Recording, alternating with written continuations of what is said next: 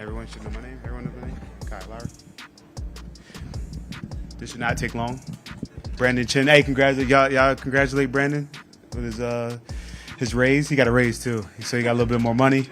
Why you turning red, man? Why? He got a new job, so you guys can get him a little, and he making more. Yeah, good job. Congratulations, Brandon. Everybody give him a hand. All right. Tom, that's the greatest back there. That's the GOAT right there. Kyle. Lowry. Yes. Your new job. How did that come together? How exactly is that going to work? Balancing your broadcasting with playing and You said putting? playing. I thought you said putting. My bad. Still in golf mode. My bad. It came about. I think the Amazon team. Shout out to Amazon. I think they're looking for a new way to teach the game, and it just shows the ability that a current player can do both and not just play basketball. Draymond Green was one of the first to start doing this, and some guys, I know CJ McCollum has done this before, and I think it came about. It just they wanted to get me, I guess, and I wanted to work with them, and it won't be a hard balance this year. So I won't be in studio this year. I'll still be working on my full-time job, and that's helping to lead the Sixers to new heights again. And but I'm looking forward to sharing the game and sharing my knowledge of the game and how I see the game from the future of Amazon Prime, and being a part of the ground up team. I'm looking forward to that. Kyle, pretty straightforward question. Year 20. Yep. What keeps you motivated to keep doing this? Other than you love basketball, right? But to get up, lift weights, practice, do the whole thing every single day for another year. I think you said it, right? I love the game of basketball, and I have had the ability to play professional basketball for 20 years. And basketball my whole life, right? And you dream of playing basketball, and you wake up every day. You should still be motivated to play basketball, to enjoy your job. And I have some unbelievable teammates in Tyrese Maxey, Jared McCain, Joel Embiid, Paul. I can go on and on and on. And I look forward to seeing them every day, and looking forward to sharing my knowledge with the younger guys and keep them learning and keep evolving them in their game and their lives and helping them as best I can. That's my motivation. I just want to continue to give what I've learned and what I've done, for the rest of, all I can. Hey, Reggie, ready? All right. Villanova's finest right there. Hey, Kyle. Hey, what's up, man? Yeah, I got y'all Chick-fil-A. Yeah, okay. Brandon, you got them Chick-fil-A? That's what you did with your raise? Okay. Okay. Kyle, first of all, man, you just mentioned. Hold on, he didn't get no cheese, huh? He cheaped out on the cheese, 39 cents. A little cheap on the cheese sometimes. Okay. Oh, true. He said true. Yeah, look, you just mentioned a couple of those youngsters. I think you mentioned Jared, and obviously VJ was just up here. I mean, when you see these young group of guys, you just mentioned 20 years, you want to see these guys grow, I guess. What stands out to you the most, about this young group you're about to kind of look at this year? I look at Tyrese as a young guy also. I just think they have this, we have really good young guys, and they have this just open and happiness and this spirit that's just like pureness, right? They love basketball. They want to work. They get in the gym early. They listen to the coaches. They listen to the small advices I give to them. Even a guy like Bona. Look what he just did in the silver medal for Turkey, in Eurobasket. That was an unbelievable experience for him. And these guys are just, they're looking forward to how to get better. A guy like Trendon Watford, he's bounced around a little bit, but now he's trying to figure out, he's starting to find his niche. These guys really want to play basketball, and they love the game of basketball, and they want to win at a high level, and get an opportunity to get paid for doing their job. Kyle over here. What's up? What's up? Good to see you. Good to see you. You've obviously been so complimentary of Tyrese since you guys became teammates, but it sounds like he's been sort of one of the primary people sort of organizing workouts, whether it's here or even in Dallas or LA. Just how have you seen him continue to take those leadership steps, just, even this offseason? Yeah, I think he's at that point. His maturation is getting there. I think he's starting to realize how good of a basketball player he's always known it, but like how good of a basketball player he is, but also how good of a leader he is. And once you start to put those two together, you know, it takes you to a different level of your believing in yourself abilities. You know, he's you know, you guys know him. He smiles all day. He's laughing all day. He's always happy. He's competitive as heck, right? And he wants to win.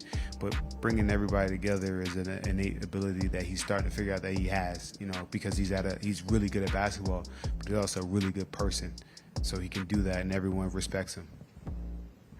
Kyle, have you, you know, knowing you started your journey at Doherty and obviously, you know, Villanova and, you know, played so many years for Toronto and, Yep. you know, you're here. You know, have you had a chance to kind of reflect on what basketball has meant to you, or is this kind of like, you know, a thing where you're just taking this year for what it is? Day by day, just believing, just live in the moment. You know, you live in this moment because you don't know when it's going to be done. You don't know when it's going to be taken from you. You don't know when it's not going to be here anymore. So you just got to enjoy it. You know, I've been playing basketball professionally for 20 years. I've been playing basketball damn near my whole life. And I just live every single day for it. And, you know, whatever the future holds for me, whenever the future is, and whenever I get that chance, I'll look back and reflect on it.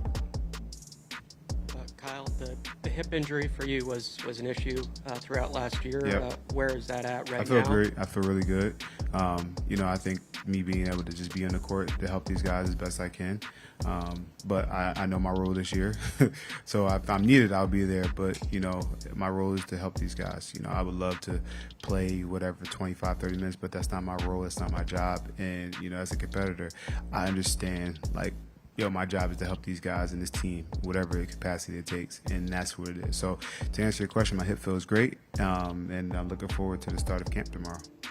Kyle, last year I think everyone agreed didn't go as planned. I guess what can be done this year? Looking back on last year, what can be done that you guys can do differently? And do you feel any difference so far as you guys kind of get together? I think, you know, you look at last year, you learn from it, right? You know, life is lessons, right? And last year was a lesson for our team, our organization, and I think where we are right now is I think their spirit's a lot better. You know, unfortunate injuries last year hurt us to start, but I just think our overall spirit, you know, where I think we're ready to, you know, embrace each other all the way, right? This is Paul's second year here. You know, I think everything he went through last year with his early knee injury, changing, coming from LA to here, everything changed for him. I think him and Joel being on the same page, him and Tyrese on the same page.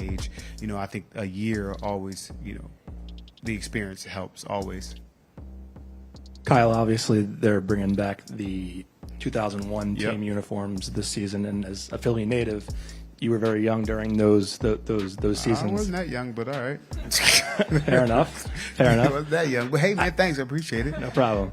I guess, what is that like for you, donning that uniform that maybe you have some pretty fond memories of? Man, I'm glad I'm able to be a part of that. I mean, I said it earlier. I wish they was like still the cutoff and a little bit more shiny and all that, but it's just the fact that year, you know, 25 years ago, you know, Iverson and Deke, God rest his soul, you know, Aaron McKee, E. Snow, Kevin Ollie, Jermaine Jones, my guy could go on and on, you know what I mean, because I know the team, but just being able to have that, you know, that be our city jersey is pretty cool this year. You know, my 20th year, that 25th year, it's just pretty cool for me personally. And I think, you know, the city is going to really be excited for it. You know, we should bring back hip hop for a couple games. So, yeah, we're excited for it, though. I think it's great for the city. Kyle, you talked about your love of basketball, 20 years, obviously incredibly impressive. It's one thing to love the NBA lifestyle. It's another thing to love basketball, to love the game. And then it's another thing to love the game to the level that you have and commit your life to it. How do you kind of instill to that next generation, the guys like VJ, you know, what you have to do to be able to accomplish that love for 20 years? I think it's some words, but a lot of it's showing, right? And I'm making sure that I continue to be on time, be early, lift weights, do extra cardio, get shots up, have a conversation with them, watch the film, you know, show them that it's not just God-given, it's some God-given talent, but it takes hard work to be able to play this long or to even stay in the NBA. You know, the NBA is not, you know, it's not given. You know, every single year there's 60 new guys drafted. And someone's coming trying to take your job. At the end of the day, it's still a job, so you got to put the extra work in. That was a great press. Anybody else? Oh, come on, Keith. Oh, come on, man. Look, I gotta ask you. Y'all got your Chick-fil-A. I'm trying to go eat, bro. Well, yeah, but you ain't gonna eat Chick-fil-A. No, you right. I ain't. Nah, you right. But I just ask you this question. We talk about the mentorship, right? And typically when you look over your career, we're talking about 6-time All-Star, Olympic gold medalist, you won an NBA title. Sometimes guys get competitive to where it's like, look, I'm not trying to be a mentor. I'm trying to play. Where did that come from? Because I'm pretty sure that can be a tough transition at times. I think I've always wanted to. All I care about is winning, and I think that's even from high school.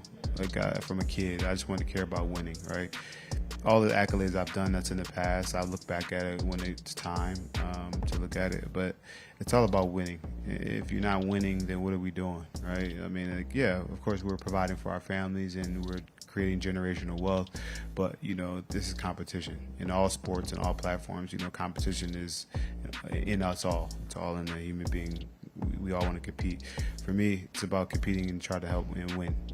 Yes, of course, I would love to be doing this and other, but I know that these young guys are next. So all I want to do is support these young guys, and if they need me to get on the floor, I can be on the floor. But if they don't, I still want to compete to help us win, because I want them to be able to create generational wealth. I want them to be able to have the accolades that I have. I want them all to be able to experience the championship high that I have had. You know what I mean? So that's where I feel like it's always just been in me, and then now I just understand it more. The older you get, you understand things more clear. Thank you, guys. Appreciate it.